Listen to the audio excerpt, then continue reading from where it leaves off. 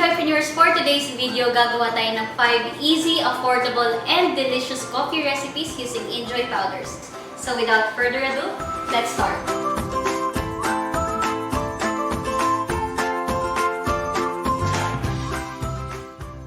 Our first recipe, gagawa tayo ng iced caramel coffee. So kailangan lang natin ng inJoy white coffee, inJoy caramelized syrup, and then nag-prepare din kami ng cream puff floater. And then itong floater, nilagyan lang namin ng konting 3-in-1 coffee powder. So first, i-dissolve muna natin yung ating white coffee using yung warm water natin. So yung measurement naman nito will be listed below para makafollow kayo. Ayan. Dissolve lang natin. And then ang maganda rin kasi sa mga inJoy products, sobrang dami niyong pwedeng gawin. Lalo na kung magsa-start kayo ng sarili niyong business, pwede niyo talaga siyang gamitin. Parang building blocks talaga siya. Okay, and then once ma-mix na natin siya and ma-dilute na yung powder sa water, add na natin yung ating caramelized sugar syrup.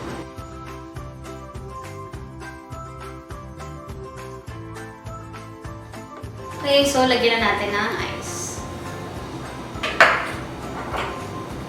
Mga 120 grams lang or more.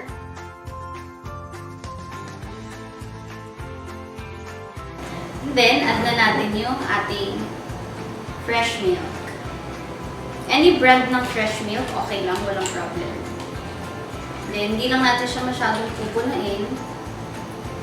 Okay, para malagay natin yung ating cream puff floater with coffee powder. So, the best to, lalo na kung nagpa-plan kayo mag-open ng cafeteria or small coffee business. And that's it. Okay na yung ating iced caramel coffee.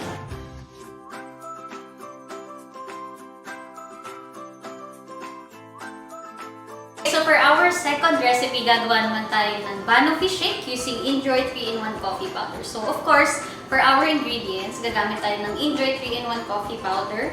Gagamit tayo ng ice, milk, and then 1 large banana. So, sobrang dali lang ito. Paghahaluin lang natin lahat ng ingredients sa ating blender. Okay, so add lang natin yung ating fresh milk, mga 100 ml.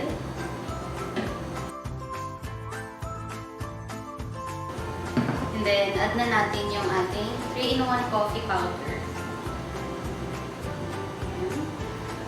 Then, add na rin natin yung ating banana.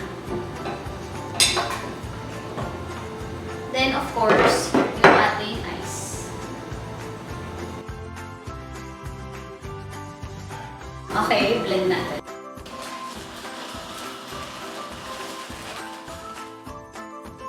So, ito na siya. Natapos na natin siya i-blend. Pour na natin.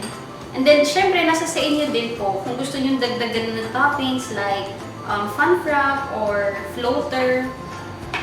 Yeah, so, the best to for mga coffee lovers.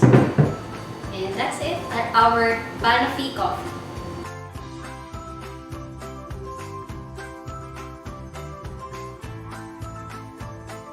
Okay, so for our third recipe, gagawa naman tayo ng Panda Bear Fun Wrap. So, nag-prepare na kami ng coffee crumble milkshake. And then, meron din kaming heavy cream puff. And then, nag-add lang kami ng konting inJoy crushed cookies. And then, of course, yung ginamit natin kanina na cream puff floater with coffee powder. And then, of course, yung ating chocolate syrup for drizzle later. So, maglagay muna tayo ng walling. Yan, sobrang Instagrammable nito. And aside sa Instagrammable, talagang masarap naman siya. Yan. So, i-fill lang natin hanggang taas. So, okay na yan. And then, add lang tayo. Mga 50 ml lang ng cream puff floater with coffee. Then, pwede na natin i-add yung ating milkshake.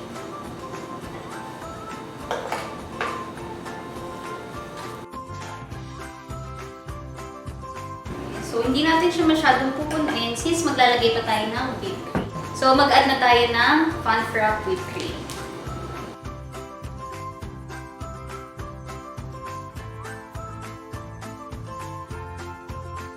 Yan, so nalagyan na natin, pwede na tayo mag-add ngayon or mag-drizzle ng inJoy chocolate syrup para mas magandang tingnan.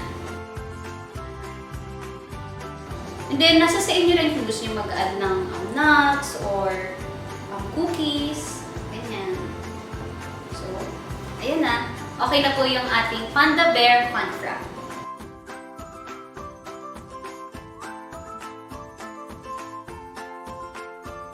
Okay, so for our fourth recipe, gagawa naman tayo ng mocha jelly.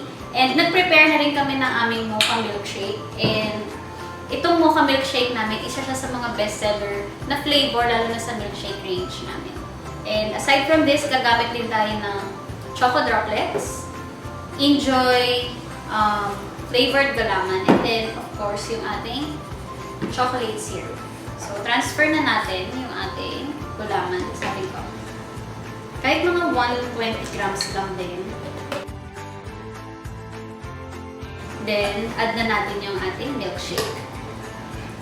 So, hindi lang natin masyadong pupunuin for our fun frap milk. Okay, so add natin ulit yung ating whipped cream.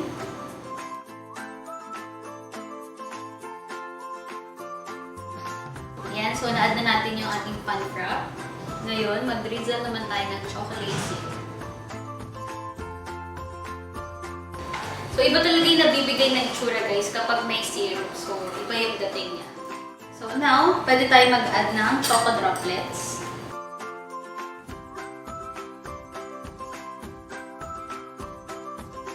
Okay, and that's it. Ang ating mocha jelly.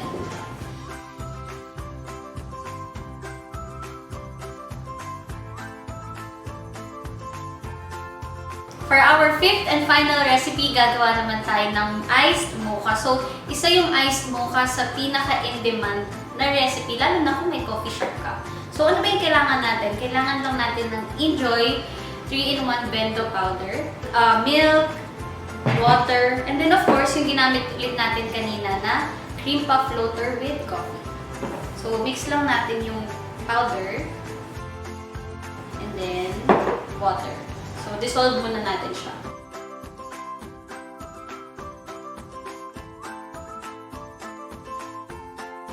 Okay, after natin i-mix, mag-a-add lang tayo ng 1 tablespoon of inJoy chocolate syrup.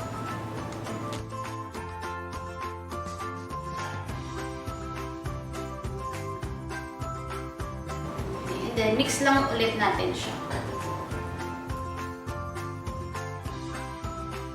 For our next step, add naman natin yung ating fresh milk. So, mga 60 ml lang. Then, mix ulit natin.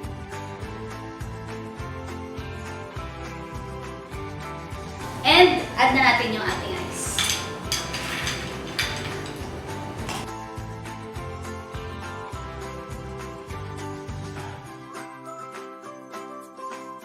Siyempre, mas maraming ice, mas masarap since mas refreshing. Okay, yan. So, hindi natin punuin. Pour na natin yung ating floater. Cream puff floater with coffee to make it more special. And that's it for our iced mocha.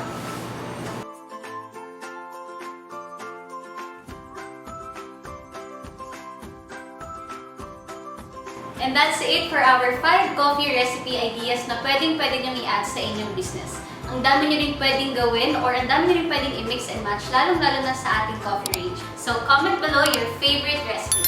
Thanks for watching! Bye!